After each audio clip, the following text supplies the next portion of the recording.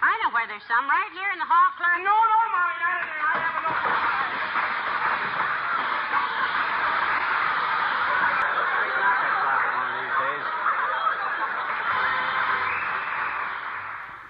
So here we are back at the antenna on. Checked all the resistors, replaced the caps.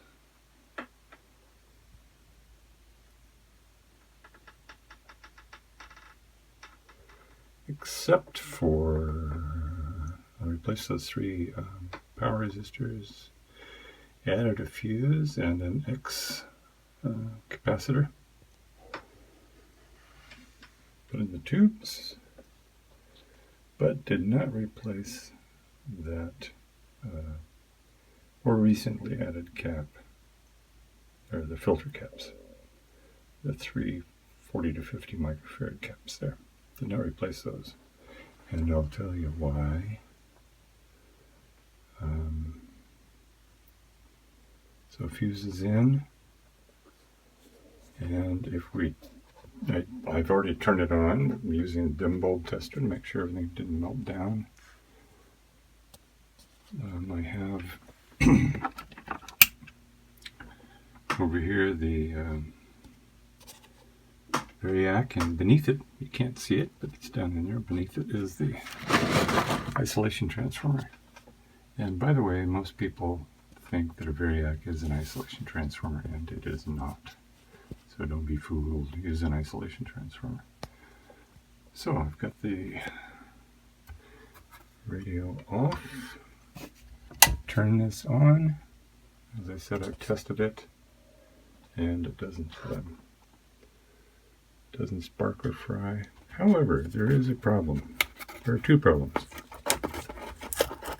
Let me uncover the speaker here. Pardon me, my shaking hand is just the way my hand is. So I'll uncover the speaker a bit so we can hear it better.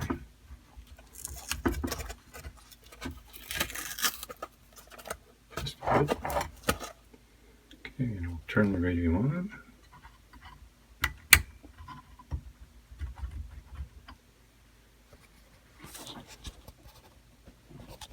And you can see the dial lamp is starting to glow.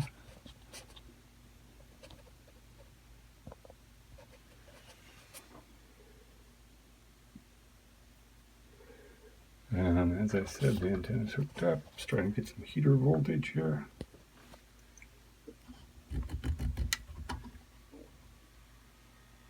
And some hum, but no radio.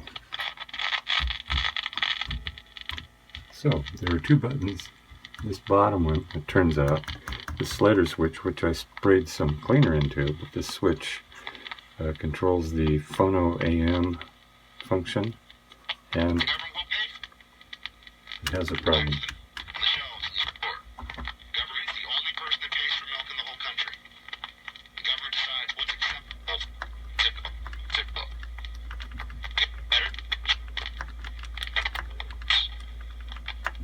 So, the things to do, replace the filter caps.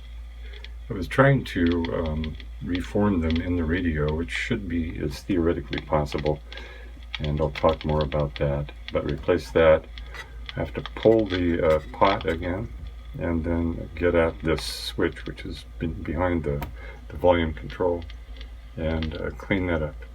So, I'll be back after I do those things.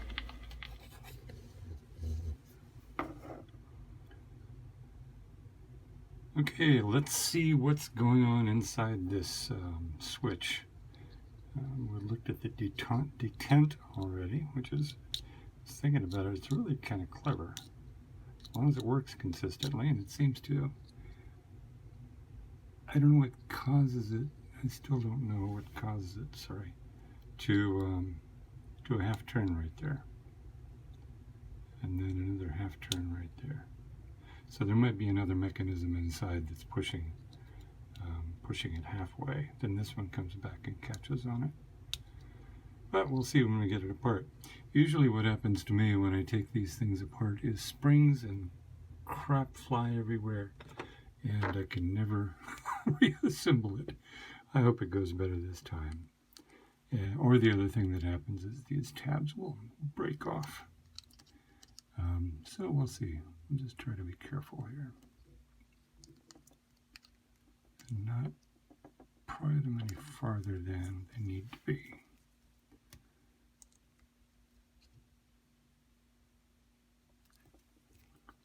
I always enjoy clever mechanical engineering, including that detent mechanism in this switch. I think that's cool. I'm sure there are a million ways to do it. And having never been a mechanical engineer, I don't know if it's a borrowed idea or one that's fresh for this switch. But in any case, it's kind of cool. It seems to actually work. Okay. Oh, there are contacts. They go to the 6 connectors on top. And there's the residue from the contact cleaner. And there are the contacts themselves, and they look a little gory. I'll wipe some stuff off that one, but so there are the contacts that they just span 2 of these at a time. So they'll span this one and this one, or this, probably this one and this one. Can't tell. Yeah, it looks to me like it'll span the leftmost 2 and the, 4th and 5th one. And then in the other position, it's 5 and 6 and maybe 2 and 3, maybe 3 and 4. Hard to tell. So let's get these out. See if they're anything more than, yeah, they're spring-loaded rivets.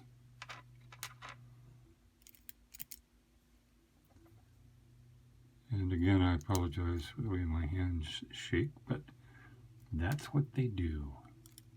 And that's just a little plastic slide. Oh, there's the other part of the detent thing. No, it's just a catch. It just catches on the bottom and slides this rack back and forth. Thusly. But the detent is working.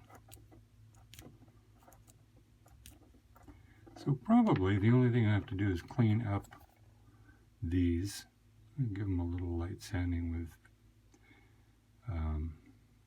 I don't know, 2000 grit paper or something like that. Or polish, I should say.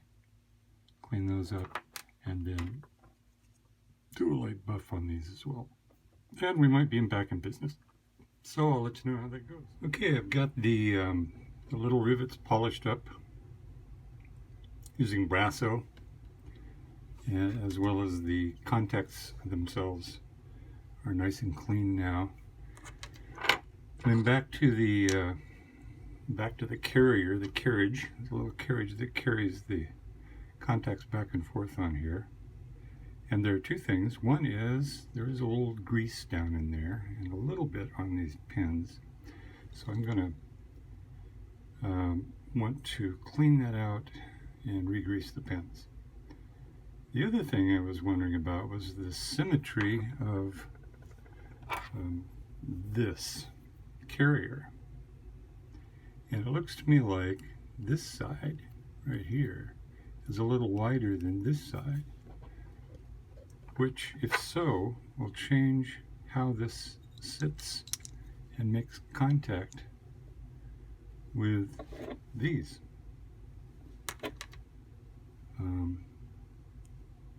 One way it'll be a little bit that way. Turn it around this way. It'll be a touch further that way. So I'm going to have to experiment with that, find out what's going on. What I'll do is I'll have to reassemble it and check these to make sure they're getting good contact in a seemingly appropriate way. Yeah. Don't know. Well, let me get this cleaned up first. It does make a difference which way that carriage is in there. If you look, see, I've got the switch. set all the way out. So if you look at the gap right here with the carriage in that position, and I'll just turn it around. And now you can see it's considerably closer over here. Which means if this has ever been taken apart and cleaned and put back in correctly, like I am just about to do, I think, the contacts, these little springs,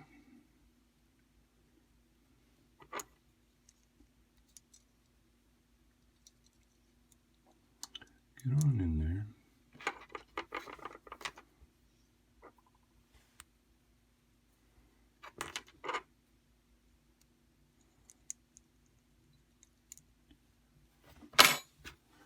Are not going to line up correctly here. So if it's that way, it looks like it's not really touching 1 and 2. This one would not bridge 1 and 2 very cleanly. If this goes the other way, and I'll have to go back and look at the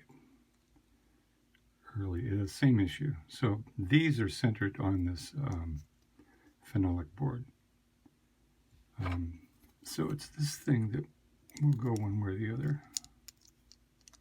Let's try it the other way.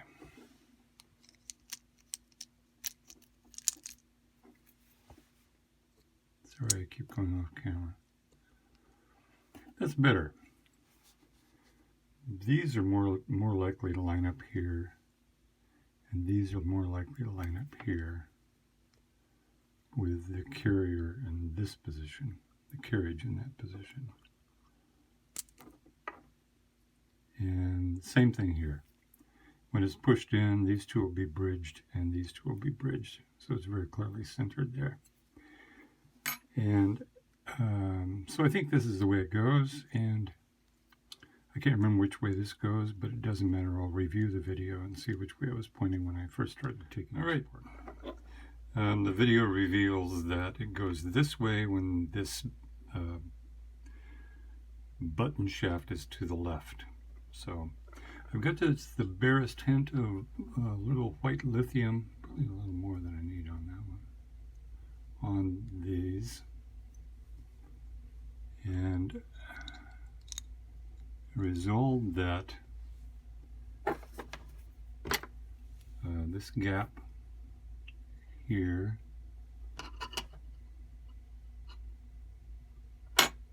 goes in the nearest position, as I recall.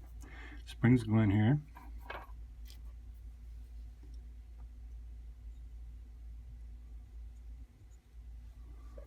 Our shiny rivets go, contacts go and on top of the springs. Whoops.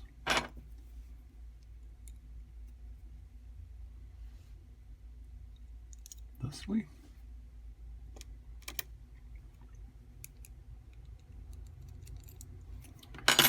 And we'll check the alignment one more time to make sure I'm right about that carriage. And I believe I am. Oops.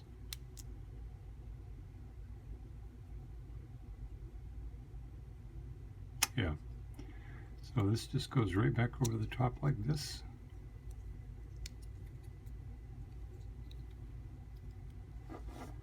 And we bend those tabs back down.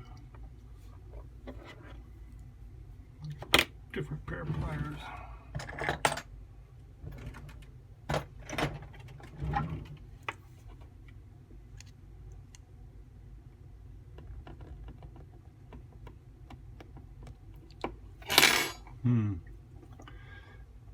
Different pair of pliers. Working on the bigger hammer theory here. Okay. That one's in. And that one's in. That one's good. Boy, that's a stubborn one.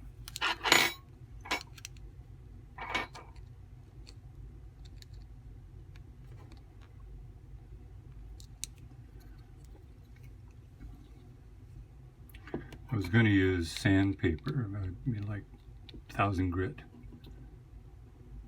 sandpaper on the contacts, and I heard the voice of my old instructor, Harlan Siebert, being very adamant about not doing that. That was a dumb thing to do. Okay.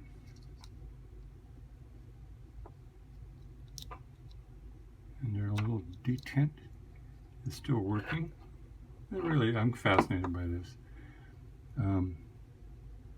What does the first turn is this tab right here. So as you push the button, it nudges that little fibered plate a little bit counterclockwise in this case. And then this little plate catches it and holds it. And then when you release it, this one back here nudges it forward. Oops, sorry. And then this one pushes it all the way around. So pretty clever overall. Works good. So we'll get the meter out and see if this is okay. The selector switch, which selects between the phonograph and the radio, this newly refurbished one that now works seemingly reliably, works like this. Down here is the phono connector, and there's a shielded cable that comes directly from the tone arm and the needle, in fact, through the Rochelle salt crystal, which I'm sure is powder by now. But anyway, this shielded cable comes down through the cable from the phonograph through this socket, and then is carried up to this switch, which in the outermost position, this is out, that's indented for radio, out for phonograph. So it's in this position with these two plates up here. Signal comes through, goes to this plate, drops down to this one, and comes directly into the end of the volume control. And then it's taken off that wiper tap through this cap and up to the control grid of the first audio stage, and then on out. The other thing that happens when it's running the radio or running the phonograph signal up through here is the signal from the bottom of the secondary of the last IF transformer, which is carrying just IF and the audio frequencies, is in essence run to ground so that it doesn't introduce any noise into here. So if you follow this around, the signal comes from here down through here, hits this switch, wiper, goes up here, over here, and over here, and down to ground. So it cuts out any noise that might be introduced either through this 12SQ7 or directly, through adjacent wiring. So it cuts all that potential noise from the radio out and runs it to ground. When the switch is in the indent position, the route changes quite a bit. If I can get this sorted out here.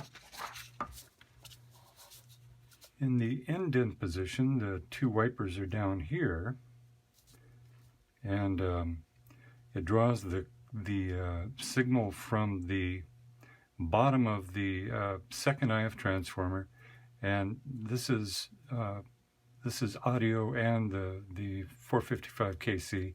455 is shunted to ground right here, right through this 0.002, leaving just audio coming down here. Goes onto that plate of the wiper, down through here and back, then takes the same route to the control grid on out the 50L6 power amp. So that's the function of that switch. It's fairly straightforward. Well, that turned out to be far more work than I expected, but we've got it now. We're still hooked up to the to the isolation transformer in the variac. Variac set to normal house voltage, 100 and, oh, I don't know, in the green bar. Doesn't matter so much right now. And I've still got the speaker covered with this protective cardboard so that I don't damage it. So I'll take it off now just for this. There. The speaker is in good shape. And none other than Troy Aikman talked about the disconnect between the head coach saying, we're just focused on insert the day. We're just focused on Tuesday practice. We're just focused on Wednesday media. We're just focused.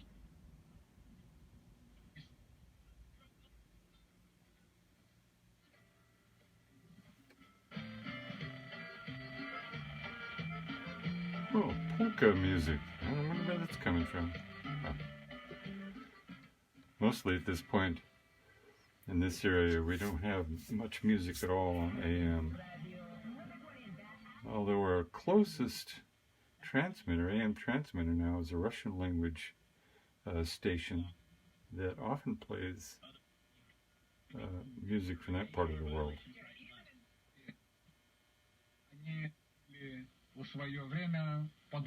There it is.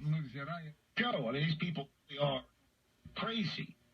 And then there's the usual chat nonsense. But the radio is working just fine. I have not done an IF setup on alignment yet. But the button is now working the way it should, which is under here. Off for phono, on for radio. And the problem was, turns out, that someone had rewired that switch incorrectly. And it was a devil to get to understand, because the schematic shows, it's not too glary, the schematic for that switch is right here. Well, do I have a bigger one? I do not. Just shows three pins on a side with two sliders, and there are two sliders inside the switch as we saw, but it does not show which of the pins on the actual physical switch itself are which. And one of them, as it turns out, the wrong one, didn't have any wire on it, and it should have been the one on the opposite corner. So I had to do a lot of fishing around to try to understand how this worked and make a diagram that helped me understand here. Finally got it, so it works just fine. I was just about to test the phono input, even though I don't have a phonograph attached. Doesn't matter, we should be able to get into that using the same method we did to check the audio transformer side, which is inject a signal from my old signal generator into these pins, right, one of these pins right here. Yeah, there it is. Let me turn this up. Oh, it's still got radio bleeding through, which makes me wonder if this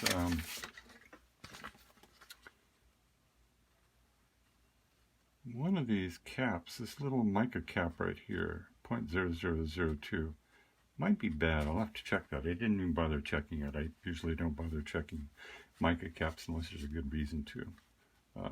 But it might be that cap is leaky. Might be. Might be something else entirely.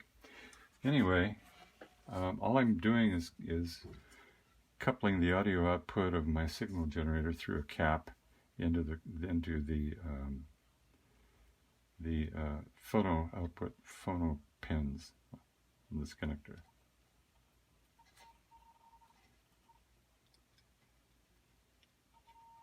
Yeah, and you can hear it.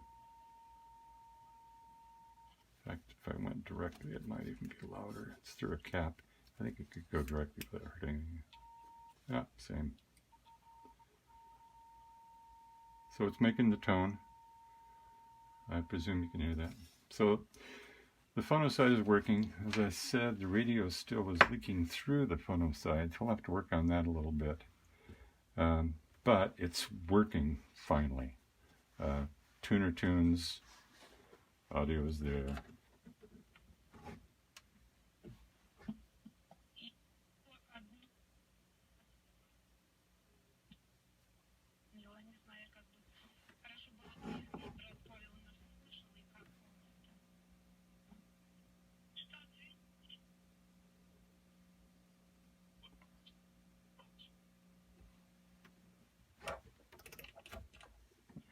Have the goods, why would they put it through this? Why the disrespect of the Constitution while claiming... Wow. What times we live in. So there's still a bit of hum there. I'll turn the sound down all the way. Still humming, which means that I do need to replace the filter cap, which is under here. The hard part is going to be fitting 3 of these guys in that space. That's, well, they'll fit. It's just going to be very crowded in here by the time I'm done. And I don't see any way to mount them.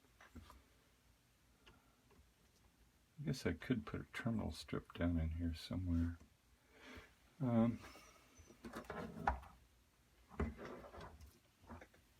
Yeah, I don't know yet.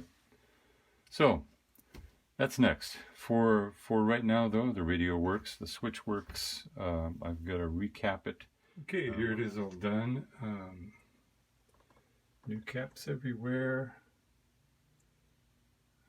Got the corrected, fixed radio phono switch back in there behind the volume pot. Replaced the filter caps, as you can see here. Again, the X cap across the power line to cut down on hum, and an added fuse. So I'll turn it over and we'll see how it sounds.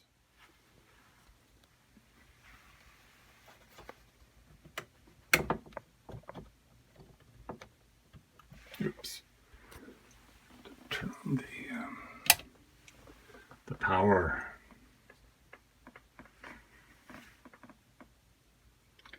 It's interesting as these radios without power transform is just a heater chain warm up. The indicator globe actually works kind of like a what do I want to say? You can tell how much power, whether the caps are when the caps are charged and the tubes start to conduct. This just gets steadily brighter and brighter until you hear the first crackle and hum.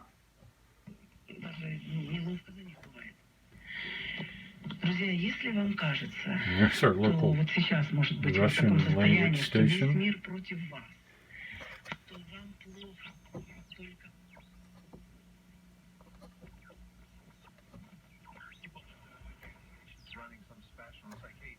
Up, and so what people do is they sit in their car for an hour and a half, basically burning about $10 worth of gas so that they can fill up and save themselves 10 cents a gallon. Are you out there experiencing the Christmas rush? Hey, you like this? She's pregnant. Well, almost daily there were disappointments. Facial surgeons. An iHeart radio station.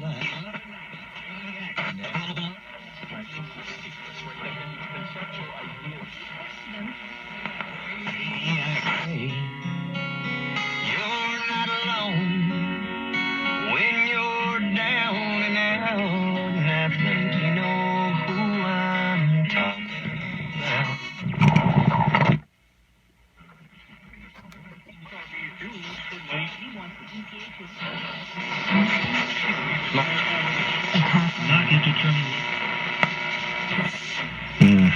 Well, they're not contributing to the nation in a way that's fair. Anyway, as you can see, it's working just fine. Good volume, lots of volume on this puppy. and it helps that the speaker cone is undamaged. So that's it. I was going to move on next to the phonograph in the Zenith, but I've got to be sidetracked here and work on a little project for a Christmas present. So I'll be doing that in the next few weeks. But we'll get back to this probably after the first of the year. See ya.